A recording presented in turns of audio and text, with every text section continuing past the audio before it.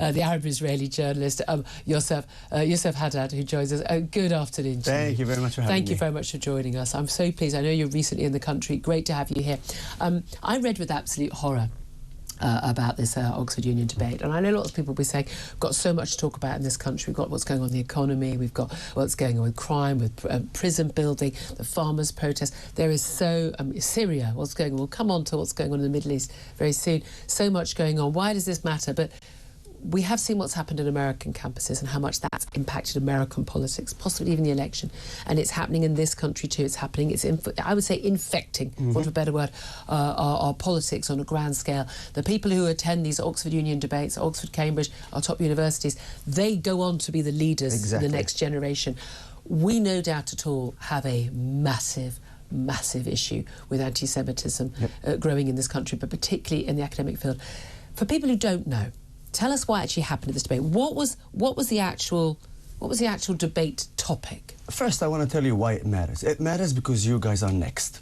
Right now is the topic between the Israeli-Palestinian conflict. Yeah. And the majority of those immigrants who come to the United Kingdom because they thought they can have a better life, yes? They're leaving the dictatorship, their own dictator, who raped their families, stole their money, didn't allow them freedom of religion, did not allow them freedom of speech, yes? And then when they came here, instead of adopting the values of the West, what they do is they're using the values of the West against you guys. Yep. And what do? Instead of combating them and instead of putting them in place, you're scared of them. And you're scared of them because they're also using the what was the definition of, hey, if you criticize us, we're going to generalize all the Middle Eastern together, not just the extremists, who they are, and we're going to make you Islamophobe, racist, and you are feeling sorry. And that's why you're not doing anything. And this is why we saw what we saw in Oxford. Add to the fact that Qatar has been funding all those institutions, and you're silent, and they have a specific agenda. Now, Oxford is occupied by extremists, because the majority of the silent voice who are peaceful, they are irrelevant. And they don't turn up to these debates anymore. Not only they don't turn up on these debates, they run away from these debates because they don't want to be part of it. So only the extremists are there. And when we enter there, first of all, why do I, as an Arab from Israel, who comes to speak his reality, need to go to Oxford with 8 bodyguards? I'm in Oxford. You were told you should have bodyguards? It's not about being told. If we don't, I'm getting attacked.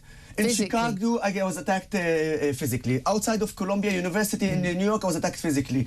In London, I have death threats against and you, as an Arab-Israeli, and again, we're told, Israel's an apartheid state, when in fact, of course, Arabs live very freely and have the same rights. I really want to tell you about Oxford, but just recently, Amnesty International, the human rights organization, categorized Israel as doing a genocide, but 2 years ago, they categorized Israel as an apartheid state from the river to the sea. Ask them what the name of the river and what the name of the sea, they don't understand or they don't know. But they can tell me, those white Europeans here in London, can tell the Arab who live in Israel that I live under apartheid state. This is absolute nonsense. When of course we know that people running the central bank, there's the most senior court in the land, Arabs, Israelis. But let's come back to Oxford, because my goodness me, this is a big topic. The actual debate that was to be held was, this House believes Israel is an apartheid state responsible for genocide, and you were invited, obviously, to argue on the case that you believe it's not genocide being committed by the Israeli government and the Israeli Defense Forces. You're a former IDF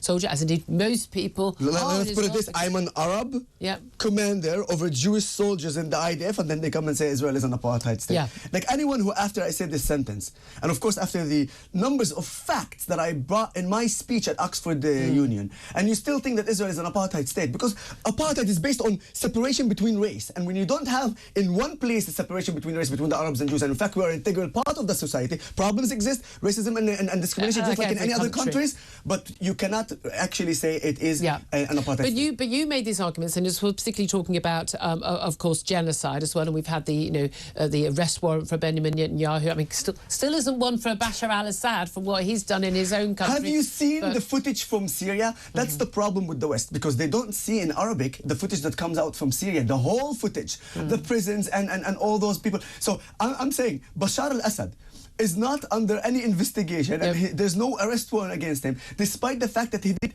crimes against humanity in the worst kind, including genocide, including real genocide. Gassing his own people, 500,000 dead, all these years, but no intention. Of course, but then I go to Oxford Union in front of those students, majority of them, they speak Arabic.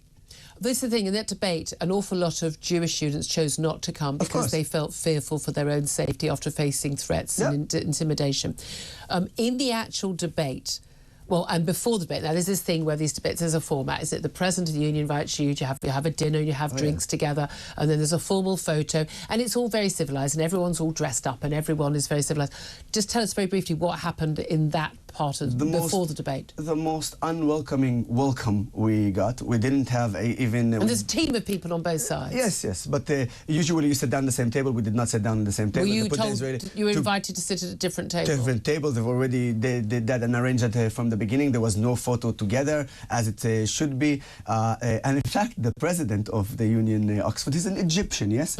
And he's supposed to, moderate this debate. But at some point, he got out of his position and went to the opposition side and debated us. So the man effectively in charge of the refereeing the debate joined one side. And attacked us personally. Tell me about the atmosphere in the union at the time. I was at uni there, I attended many debates, I've spoken a couple of... Tell me about the atmosphere and what it felt like.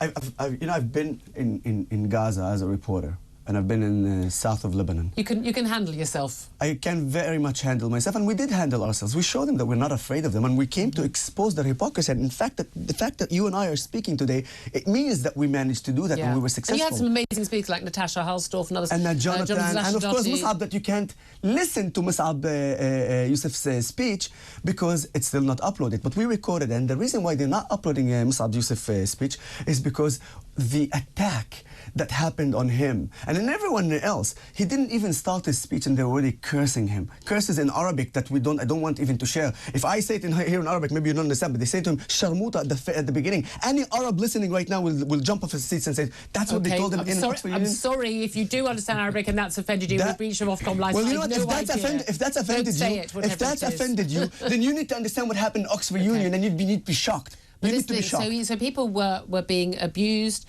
There was also a point when you were quite shocked by the action. You asked a specific question of the audience by a show of hands. One of your colleagues. So first of all, I got expelled because I asked the president to kick out one of the students who took the hostage, Muslim Arab-Israeli hostages kept by Gaza. They took the flyer that I printed, throw it on the ground and stamp on it. This is a disrespectful act against our hostages, Muslim hostages. And I could not agree to that. And instead of expelling him, he expelled me because I wouldn't continue. Now, after my speech, Mus'ab came and he had his speech.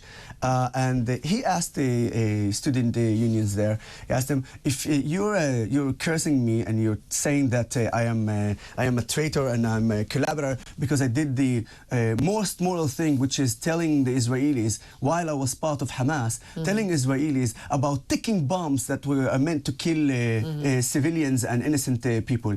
If that's why you're attacking me, then I'm very happy that you're attacking me about that. But then I have a question for you guys. That's what he said. Can I clarify who he is, just in case you know? Mus'ab Hassan Yusuf, he's the son of a senior Hamas founder and leader. He defected to Israel's side. So he's quite a controversial figure, obviously. Exactly. He's quite controversial for doing the right thing.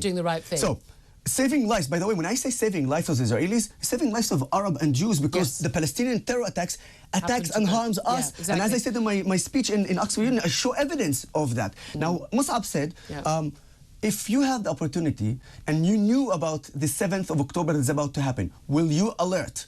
75% of the attendants said that they will not alert about the 7th of October. So this is a show of hands. So asking people sitting in Britain in one of our top universities, one of the top universities in the world, attending a debate, if you knew about the impending massacre of 1,200 the rape, people, the killing, the massacre, and the hostage kidnapping. Taking. If you knew about this in advance, and obviously people did know in advance, it didn't come out of the blue, a lot of Al Jazeera journalists you would not alert the authorities and you would not prevent it from happening. And 3/4 of the people there said they wouldn't do that. This is Oxford. Can I say that is absolutely terrifying? You have no idea. How on earth are these people at a good university? Because they're... I mean, they're scary people. Here's the thing. I want people to have free debates. When people think like that, I think it's much better that we know they think like that, because then we can counter it. I don't want people's free speech. Stop at that. But to have a debate, to have free speech, you need to allow other people to have their say. But they were basically trying to stop your side giving their point of view. Julia, you have to understand there's a fine line between freedom of speech and incitement and supporting terrorism. Yes. And what we saw there is not freedom of speech at all, because they did not allow us. We had to push in order for us to say what we wanted to say. But for them, it was completely terror supporting. There's no other definition that. Miku Peled literally supported Hamas, and that's why they haven't uploaded his speech yet. And we have the recording and we published it as well. But that is a criminal offence in this country. And that's why there's an investigation. That's why there's an investigation right now against him. The Telegraph had posted about that. What do we do about this? Because we can sit and be angry and upset about it and outraged and shocked by it, as we should be. Well, we probably shouldn't be shocked anymore. What can be done to change things? So first of all, everybody needs to wake up. And everybody needs to understand that those extremists, they do not care about Britain. Anytime they will choose their own interest and their own agenda over the UK. So as I said, now it's the Israeli-Palestinian conflict. Wait until they come to internal problems, because when that comes and you don't align with them, they're going to attack you guys. We already have that. You already even have that. Now, in order for us to debunk them and to do something about it, we must attack back, and we must treat them with like they think that it's not possible in the UK. Force. And why I'm saying force, it's under all legal matters, yeah? But when the police agrees to Hamas flag, when the police agrees to Hezbollah flags in the UK, what kind of a message you are sending to those extremists? Oh, you know what? Britain is kind of like an ostrich. You know, when there's problems, they put their heads in the sand. It only makes it easier to chop it. And that's what they're waiting for. They want you to move and they're blind. Do you think our politicians, our media, our police, they're not our doing security anything. authorities, they are simply not awake to what's going on? Because they're scared. They're scared because they're scared that if they do so, watch this. Why not anyone, like you have a very brave voice. But I promise you, if I ask you right now, how much you're getting threats from those extremist anti-Israeli terror supporters? How much hate you're getting from them? I love the hate. Oh, there you go. Love the hate. So you and I exactly alike. And I thrive from that hate, because if they push more, I want to defend and to attack them more, because I want to expose them more. But the majority are not like us. The majority are scared of them. But they think that if they're scared and they're silent, then they will be okay. In the future, they're going to attack them in any subject. And this is the interesting point. Let's bring Benedict Spence in, who's listening to all of this. And that's part of the arguments that Benjamin Netanyahu gives, isn't it? Which is that sort of, we're protecting civilization. After us. They ain't just coming for the Jews. They're not just coming for Israel. After us, Now we've seen what's happened in Syria and the absolute collapse of the Assad regime, and it is absolutely extraordinary that we've got an arrest warrant for a democratically elected Prime Minister of Israel, who, and there isn't one for Assad, even though Assad has been committing his atrocities for well over a decade. What do you make of this battle? I mean, this is, of course, interesting in that we are very insulated here in the UK and in the West more broadly from just the broad concept of ethnic and religious-based politics and conflict around most of the rest of the world. It's not unique. Northern Ireland is what we know. It's not unique to the Middle East, but there is a lot of it, actually. You see this right now in terms of what's going on in Syria, is that HTS, Hayat al-Sham, have been going to the Druze community and to the Christian community saying, don't worry, we're not going to genocide you, we're not like them. And everybody's still kind of sat on their hands going, yeah, but do we trust you? We kind of know who you used to be. We all know what Bashar al-Assad has done to his own people, and before that what Saddam Hussein did to ethnic groups. This is part and parcel of life. This is why Lebanon is in the situation that it is in, because ethnic and tribal conflict doesn't just go away because you want it to. And weirdly, this is the norm. People forget that this is actually the norm in most parts of the world. Oh, you go to any African country, go to Kenya, for example. They've got 42 different tribes and X many languages, and actually they all vote along tribal lines when it comes to election time. This is actually the norm for how things are done. And in this country, we just sort of assumed that the second you get here, you'll leave all of that behind and you'll suddenly become a liberal, middle-class British person, and you'll forget your entire identity, and it doesn't happen. They don't. Yeah, Yoseph? I just want to ask a rhetorical question. When Assad committed one of the biggest genocide against his own people, Were there mass protests here in London? No, funny that. No. Oh, you know, I'll tell you what. We had a vote in Parliament where the current Labour government, including Minister Ed Miliband, who's in Cabinet now and was the leader of the party, voted against us getting involved. I'm telling you, if the people of Syria were smart, they would say that Israel is doing that. Then you will see a massive protest all over the place. So basically, anyone around the world, here's an offer for you guys. You want the world to care? Just say Israel is committing that. And by the way, the warrant arrest against Netanyahu and Gallant is not only against Netanyahu and Gallant. It's against every citizen of Israel, both Arabs and Jews. And I'm here to tell you guys, this war is not between Arabs and Jews. Because right now, as we speak, we have Arab commanders, Arab fighters fighting in Gaza and fighting in Lebanon as IDF soldiers. 2 million Arab Israelis. If you ask all of them, majority of them, they will tell you, we stand by our country and we are against the terrorist organization Hamas. We need to share those information more with the world. This is a war between civilization and terror. Yeah, but the thing is, I find it really ironic and a bit idiotic when people who has never been in Israel even one time can come to me, the Arab who lives there, and tell me about my life. Shut up. Shut up.